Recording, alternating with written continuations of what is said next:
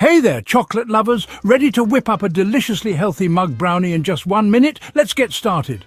Alright, home cooks, let's make a quick and easy mug brownie in 1 minute. First, grab a microwave-safe mug and mix 2 tablespoons of whole wheat flour or almond flour with 2 tablespoons of cocoa powder. Add a 1/4 teaspoon of baking powder and a pinch of salt.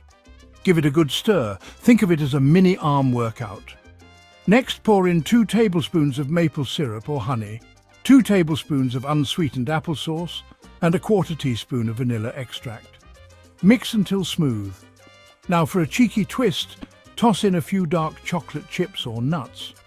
Pop it in the microwave for 45 to 60 seconds. Remember, the brownie should be set but still moist, like a good British drizzle. Let it cool for a few seconds and dig in directly from the mug. There you have it, a delicious, healthy mug brownie in just 1 minute. Cheers! Thank you for supporting Beastegs TV. Don't forget to subscribe so you don't miss any new quick, easy and healthy delicious recipes like this one. Have a great day.